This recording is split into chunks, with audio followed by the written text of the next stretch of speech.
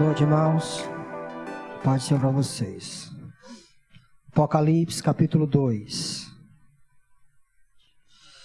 Amém, irmãos? Vamos lá para a leitura. Versículo de número 12 diz assim: Ao anjo da igreja em Pérgamo escreva: Estas são as palavras daquele que tem a espada afiada de 2 gumes.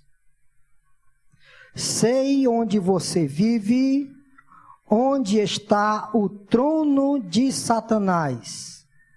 Contudo, você permanece fiel ao meu nome e não renunciou à sua fé em mim, nem mesmo quando Antipas, minha fiel testemunha, foi morto nesta cidade onde Satanás habita. Melhorou. Obrigado. Deus te abençoe e te dê bastante ano de vida. No entanto, tenho contra você algumas coisas. Você tem aí pessoas que se apegam aos ensinos de Balaão, que ensinou Balaque a armar ciladas contra os israelitas, induzindo-os a comer alimento sacrificado a ídolos, a praticar imoralidade sexual. De igual modo, você tem também os que se apegam aos ensinos dos nicolaítas. 16. Portanto, arrependam-se, senão virei em breve até você e lutarei contra eles com a espada da minha boca. Meus amados irmãos, nós estamos diante de uma das cartas que fora ordenada pelo próprio Jesus que João a escrevesse. 7 cartas foram direcionadas a 7 igrejas da Ásia Menor. Eu não tenho tempo aqui de fazer minuciosamente a explicação de todo esse texto, mas o que os irmãos precisam saber de antemão é que, sobre alguns significados que há nesse texto, certo? Por exemplo, se você ler o versículo de número 12 do capítulo 1, você vai ter a seguinte informação: Voltei-me para ver quem falava comigo, capítulo 1. Voltando-me vi 7 candelabros de ouro, e entre os candelabros alguém semelhante a um filho do homem. Olha a visão, pegue a visão. Ele viu 7 candelabros de ouro, e entre os candelabros havia alguém semelhante ao filho do homem. Quem é esses candelabros? O próprio texto vai dizer, tá bom? O próprio texto vai dizer. Versículo 19. Escreva, pois, as coisas que você viu, tanto as presentes como as que acontecerão. Este é o mistério das 7 estrelas que você viu em minha mão direita. Olha, escute para cá de novo. Ele viu 7 candelabros. No meio desses 7 candelabros, alguém semelhante ao filho do homem que andava no meio desses 7 candelabros. Na continuação daquele texto, ele também viu 7 estrelas na mão desse filho do homem. Eu estou cortando aqui bastante o texto, porque eu não tenho muito tempo para explicar aos irmãos. Mas vamos lá. Versículo 19. Escreva, pois, as coisas que você viu, tanto as presentes como as que acontecerão. Este é o mistério das 7 estrelas que você viu em minha mão direita e dos 7 candelabros. As 7 estrelas são quem, irmãos? Pronto. Os anjos das 7 igrejas. Então, as 7 estrelas que estavam nas mãos do Filho do Homem são os anjos das 7 igrejas. E anjos aqui, você sabe que a palavra anjo é o mensageiro. Era o responsável por essa igreja. Tanto é que quando as cartas vão ser direcionadas, O indivíduo que vai ordenar que João escreva as cartas diz assim: escreva a quem? Não. Escreva a quem? Ao anjo da igreja. Quem é esse anjo da igreja? Quem é esse anjo da igreja? O pastor, certo? Continua o texto. Vamos lá. As 7 estrelas são os anjos das 7 igrejas. E os 7 candelabros são quem? As 7 igrejas. Então nós temos definido aqui uma coisa. Nós temos um indivíduo semelhante ao Filho do Homem que anda no meio dos 7 candelabros. Que tem as 7 estrelas na mão dele. A interpretação para isso. O indivíduo que é semelhante ao Filho do Homem, o texto vai dizer que é o próprio Cristo ressurreto. Ele ressurgiu, apareceu para João na ilha de Pátimo e ordena que João escreva 7 cartas. Para quem? Para 7 homens que lideram 7 igrejas. Compreendeu? Tá mastigadinho, né? Então vamos lá. Tá mastigadinho. Uma dessas cartas era para uma cidade chamada Pérgamo. E nesta cidade situava uma igreja apostólica, uma igreja saudável, uma igreja cristã, que está passando por diversas dificuldades e que precisa ser consolada e exortada pelo próprio Cristo ressurreto. Alguns dos problemas, e aí eu não vou me ater nos versículos de número 12 e 13, que fala da fidelidade desta igreja, que mesmo em meio a muita provação, esta igreja permaneceu fiel, que mesmo quando um grande homem desta igreja, Antipas, foi sacrificado, foi morto, quem não sabe, ele foi colocado dentro de um boi de ouro, certo? E queimaram o boi de ouro e lá ele foi assado dentro desse, não foi de ouro, é de bronze, né? Vamos diminuir o metal. Vamos diminuir o metal. Ele foi colocado dentro do boi de bronze e lá foi assado vivo. Mesmo assim, essa igreja permaneceu firme. Mesmo assim, essa igreja permaneceu fiel. E o problema é que ela estava situada num local terrível, onde o próprio texto diz, num local onde o próprio Satanás armou a tenda dele. Era uma cidade idólatra. Era uma cidade terrível. Para permanecer fiel nesta cidade, era muito complicado. Entretanto, lá está, nesse ambiente hostil, neste local hostil, uma igreja. Uma igreja que é um candelabro. O que um candelabro faz, irmão? Vocês me ajudam? O que um candelabro faz? Ilumina. Uma igreja no meio dessa treva, no meio dessa circunstância terrível, no meio deste mundo de hostilidade e pecado, lá estava um candelabro, onde a luz da verdade irradiava através dela. Mesmo tendo que operar no local onde Satanás armou sua tenda, onde há perseguição religiosa, onde um dos mais influentes membros desta igreja foi sacrificado dentro de um boi de bronze. Lá está, ela continua firme. Só tem um problema. 2 problemas. Versículo 14. No entanto, tenho uma queixa. Eu tenho uma disputa. A palavra aqui, tenho contra você. A ideia é, nós estamos em disputa.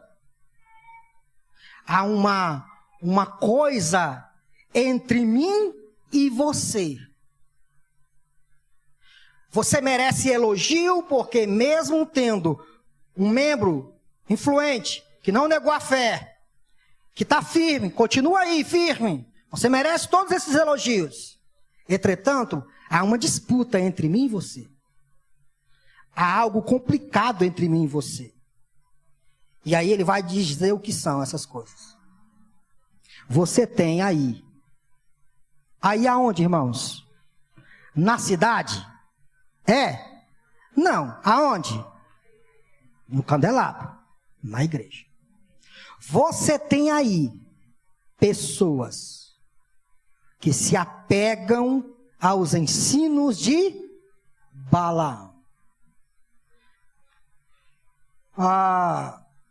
De forma muito sucinta,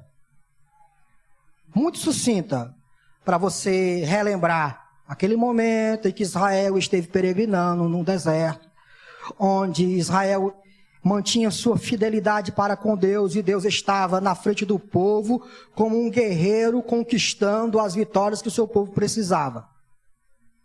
As nações tinham medo de Israel e medo do Deus que ia na frente de Israel. Um cidadão chamado Balaque estremeceu, ficou com medo, tinha a certeza que seria derrotado e não tinha como vencer os israelitas. O que Balaque faz? Contrata Balaão. Para quê? Para profetizar, para soltar maldições. Na cabeça de Balaque, aquilo que Balaão falasse seria mais poderoso do que o Deus que estava na frente dos hebreus, dos israelitas. O que aconteceu foi que Balaão não dá para amaldiçoar quem uma vez foi abençoado. Essa é a conclusão de Balaão. Balaão chega lá, não dá. Balaão até tenta. Ele até tenta amaldiçoar os hebreus. E no meio das palavras, ao invés de amaldiçoar, ele abençoa. Não consegue. Ele não consegue. Então, o que é que ele faz?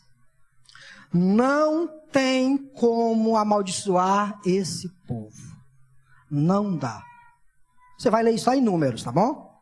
Lá pelo capítulo 18, 17, 19, 17, 18, 19, você lê esse texto. Não dá para amaldiçoar o povo que Deus abençoou.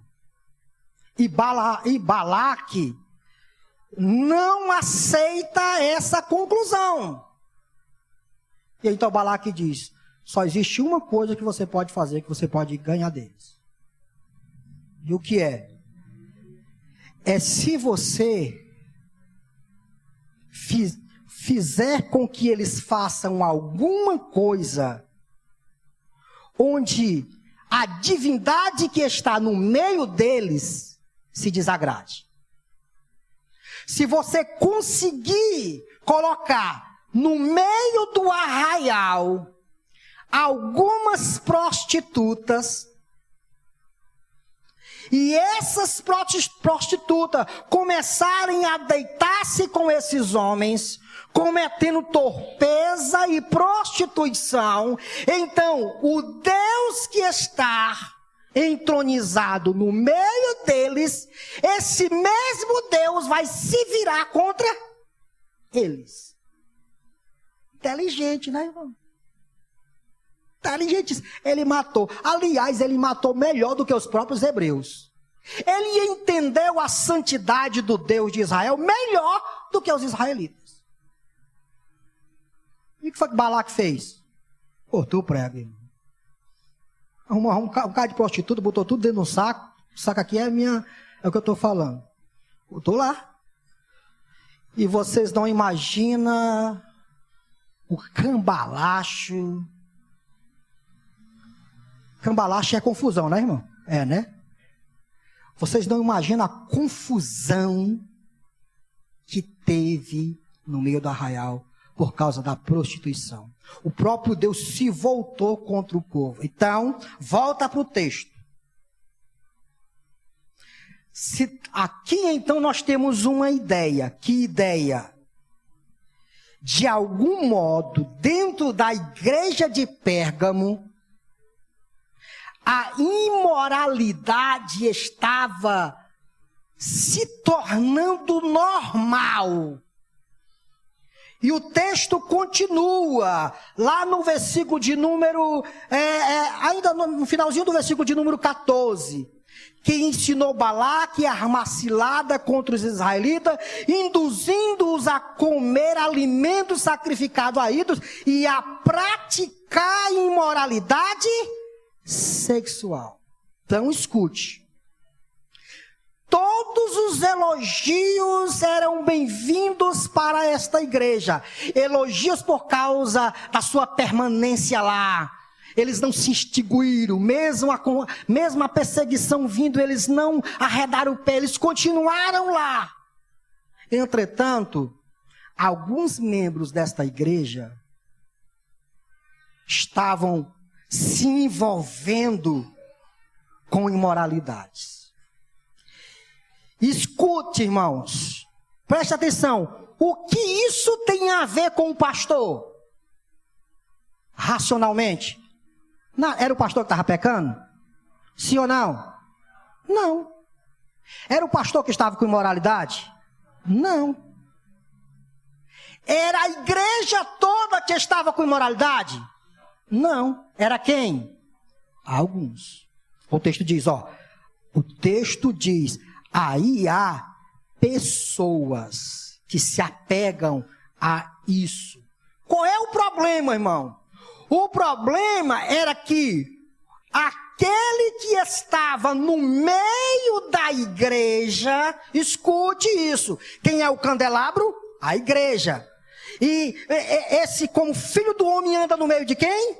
Dos 7 candelabros de ouro. Ou seja, ele anda no meio da igreja. E esse é o pulo do gato que todos nós temos que aprender. Quando se fala de igreja, se fala de um corpo. Não se fala de uma pessoa. Se fala de uma multiplicidade de pessoas que tornam-se um corpo. Logo, escute isso, em nome de Jesus. Logo, o pecado do João ou da Maria não é somente o pecado do João ou da Maria. É o pecado de quem? É o pecado de quem? Da igreja. Não, pastor, não. Veja que o texto diz que o próprio Filho do Homem diz assim: tenho contra ti. O que o mensageiro tinha a ver com isso? O que a igreja tinha a ver com isso? Tudo. Porque era uma unidade. Era uma igreja. E como uma igreja, eles precisavam tomar alguma atitude para que o candelabro continuasse brilhando, para com que a luz da santidade irradiasse sobre esta igreja e esse candelabro fosse diferente das trevas. Se a igreja se unisse à imoralidade, que diferença ela teria com o contexto ao redor? Nenhum. Ela não seria um candelabro. Ela não seria um candeeiro, mas ela seria treva como qualquer outro que eram trevas. Então, de forma urgente, irmão, escute isso aqui. De forma urgente, Deus diz assim: tenho contra vocês uma queixa. Nós estamos em guerra. Há um conflito entre mim e você. Primeiro, porque você sabe que aí tem gente que está nessa situação. E segundo, tinha um grupo de pessoas que estavam seguindo e se apegando aos ensinos dos nicolaítas. A ideia aqui dos ensinos dos nicolaítas era que os nicolaítas, eles faziam uma tentativa de unir o cristianismo com as outras religiões pagãs. Vocês estão me entendendo o que eu quero dizer, irmãos? Essa era a ideia do grupo dos nicolaítas. Era tentar fazer que todo mundo poderia ser crente, todo mundo poderia continuar seguindo a sua fé, mas não teria nenhum problema em ter outra religião, em ter algumas práticas que não fossem inteiramente da fé cristã. Escute, olha só, 2 grupos. Um com imoralidade, outro teoricamente aprovando a imoralidade. Estão me entendendo o que eu quero dizer aqui? 2 grupos, irmão. Isso aqui não é uma mega igreja, não. Isso aqui é uma pequena igreja. Segundo consta, isso aqui não é, a membresia dessa igreja não era de 60 para 100 pessoas. Aqui nós temos o começo do evangelho. Mas lá dentro da pequena igrejazinha de Pérgamo, igrejazinha sofrida, pobrezinha, meu Deus, coitadinha. Lá dentro tinha 2 grupos de pessoas. Algumas pessoas com imoralidade. Algumas pessoas declarando-se como se essas coisas não tivessem nenhum problema. Não tem problema não. O importante é o amor. O importante é todos nós continuarmos unidos. Não importa se ele age assim ou daquele jeito. O importante é que todos nós estamos aqui, seguindo, caminhando, e no final das contas, todos nós vamos pro céu. Pronto. Escute. O problema é que essa não era. O problema, irmãos, é que o dono da igreja não comungava com isso. E olha o que aqui diz no versículo de número 16. Portanto, arrependa. Quem é que tem que se arrepender? Eu não ouvi. Quem é que tem que se arrepender? A igreja. Vocês estão vendo? O que é que o pastor tinha a ver com isso? O que é que a igreja tinha a ver com isso? Mas a mensagem de arrependimento é direcionada a quem? Ao pastor e à igreja. Arrependa-se. Por que que tem essa palavra aqui? Não é porque eles pecaram com esse tipo de pecado. É porque eles estavam deixando de fazer certas coisas que o cristianismo exige. O cristianismo exige uma vida de santidade. Uma igreja existe para ser uma igreja pura. Uma igreja existe para ser uma igreja santa. Uma igreja existe para ser um candelabro que ilumina. Uma igreja existe para ser símbolo de pureza, símbolo de santidade. E isso nos mais diversos cantos, nas mais diversas etapas. Os jovens membros da igreja guardando a sua castidade. Quando eu falo de imoralidade, eu não estou falando de apenas uma coisa, não. Quando a Bíblia fala de imoralidade, fala da jovem ou do jovem membro da igreja que se deita com a sua namorada e não está nem aí. Isso traz culpa para a igreja e traz uma queixa do dono da igreja para com ela. Escute. Aqui vai uma palavra para os jovens. Onde estão seus olhos? Onde estão suas mãos? Os jovens daqui da igreja, que se deita com sua namorada. Você está pensando que é quem? Você está pensando que é melhor do que o homem que cometeu adultério? Você é tão incrédulo, tão contaminado e tão contaminando a igreja como qualquer outro. Então tenha vergonha na cara. Porque o seu teto é teto de vidro. Seu teto é de vidro. Você deveria olhar para você e se arrepender de seus pecados. Você é homem que anda com pornografia por aí, olhando as coisas por aí, abrindo os sites de internet e vendo mulheres peladas. Você acha que é o quê? Você acha que isso está passando despercebido àquele que tem os olhos como chama de fogo? Você acha que isso vai ficar impune? Você acha mesmo que isso vai ficar impune? Não vai. E sabe qual é o problema? É que você está levando toda uma igreja para o buraco.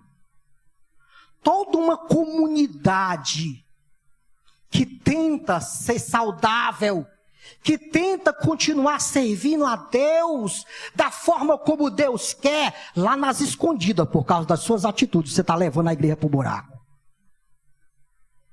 E quando aquele que é semelhante ao filho do homem rodeia, passeia no meio da igreja, vocês acham que ele vê? Deixa eu fazer uma pergunta para você. Ele está aqui hoje, rodando, passeando no meio da igreja. O que ele está vendo? O que ele está vendo? Ele pode nos visitar hoje com bênção. Ele pode olhar para todos nós como uma comunidade que é uma e dizer: vocês são verdadeira luz para um mundo em trevas. Vocês vivem em santidade. Você pode dizer isso? Pastor, mas então, o que nós deveríamos fazer? Você deve saber. Como crentes da Igreja Bíblica Querigma, vocês devem saber. Se nós formos analisar o contexto do Antigo Testamento, nós deveríamos apedrejar e matar. Pegar esse indivíduo, colocar no meio da igreja, cada um pegar uma pedra e matar. Vindicando assim a culpa da comunidade. Fazendo com que a comunidade não tivesse mais culpa. Escute, era assim que era lá no Antigo Testamento. Era assim que era lá no Antigo Testamento. Ah, mas agora nós estamos no Novo Testamento. É verdade. Essa nova aliança, há uma separação de poderes, onde o poder da morte não está mais sobre a igreja não tem mais autoridade para matar absolutamente ninguém, a religião não tem mais esse poder ficou agora para o governo, mas nós ainda temos um poder. Bom, se você ler Mateus capítulo 18, versículo 15, nas palavras de Jesus, ele disse que nós deveríamos tratar esse indivíduo como pagão. Declarar abertamente que esse indivíduo não é crente. Era o que a igreja de Pérgamo não estava fazendo. Se você for nas palavras de Jesus ainda, em Mateus capítulo 18, nós deveríamos nos juntar e chamá-lo de publicano, o pior entre nós. É a palavra de Jesus. Você gosta não dela, não? É a de Jesus, o símbolo do amor. Se a gente for para 1 Coríntios capítulo 5, versículo 3 ao versículo 5, nas palavras de Paulo, nós deveríamos entregar ele a Satanás.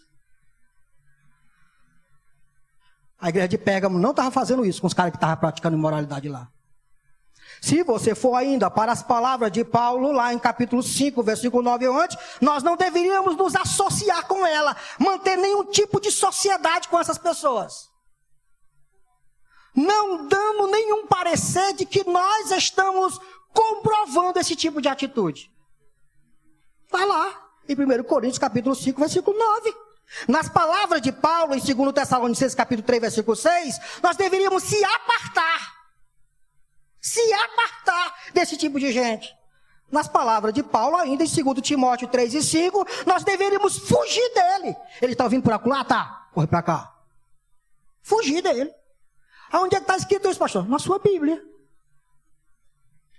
Nas palavras de Paulo ainda, em Tito, capítulo 3, versículo 10, nós deveríamos evitar o diálogo. O diálogo com esse tipo de gente. É sério, irmão, isso? É, mas mais sério ainda é uma igreja contaminada. Mais sério ainda é uma igreja onde o dono dela vem visitar ela e o que ele vê é imoralidade. Mais sério ainda é quando o dono da igreja vem para o meio da igreja e ao invés de encontrar pureza, encontra impureza. Logo, escute. Se você não quer servir a Deus, se você não tem nenhum entendimento cristão, viva a sua vida conforme você quer. E não dê nenhum sinal de que serve a Deus em uma igreja. Viva do seu jeito. Porque com os seus pecados, você pode arruinar o seu caminho e arruinar toda uma comunidade. A igreja de Pérgamo estava deixando de fazer o que deveria fazer. E o que ela recebe da parte do dono da igreja é: o que eu tenho contra vocês é isso. Ordeno que vocês se arrependam. Porque senão eu virei até vocês. E eu vou remover o candeeiro. Sabe o que ele está dizendo? Vou colocar abaixo aí tudo. Vou extinguir isso aí. Porque vocês não estão sendo candeeiro. Vocês estão sendo uma árvore infrutífera. Deveria dar fruto de santidade, mas dão fruto de impiedade. Essa palavra serve para todos nós. Todos nós. Desde o mais novo ao mais velho. Hoje, quando eu estava meditando nesse texto, eu disse: Senhor, me ajuda a te servir melhor.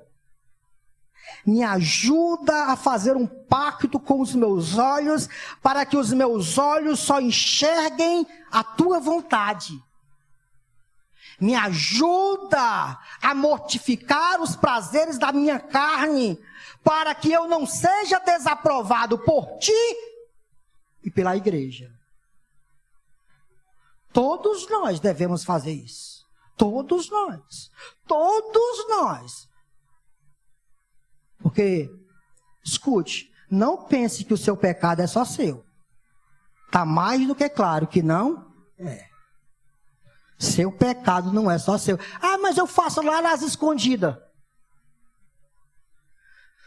Não, infelizmente, meu filho. No dia em que você disse que queria Jesus como seu Senhor e foi levado às águas batismais e foi unido a uma igreja, tudo que se passa na sua vida reflete na igreja. Tudo. O seu jeito de estar dentro da sua casa, o seu jeito de olhar para a televisão, tudo. É tão sério que Jesus Cristo disse que quando você vier adorar, quando você vier cultuar, se você se lembrar que o teu irmão tem alguma coisa contra ti, tu deve fazer o quê? Tu deve continuar cultuando? Não pode fazer isso, porque se tu fizer isso, tu vai contaminar o culto da igreja. Vá ajeitar-se. Deixa a tua oferta no altar, vai te reconciliar com o teu irmão e depois vem e continua a tua adoração. Por quê? Porque o pecado interfere na adoração. Isso é tão sério que às vezes a gente não entende essas categorias do que é Deus ver nós como uma igreja. Quando Deus olha para você, Deus não olha só para você, Deus olha para uma igreja, para um candelabro, para um candeeiro, para um corpo, com suas mais diversidade, unidade, mas são diversos, que devem trabalhar para a pureza da própria igreja. Amém, irmãos? Então, coloque isso no seu coração.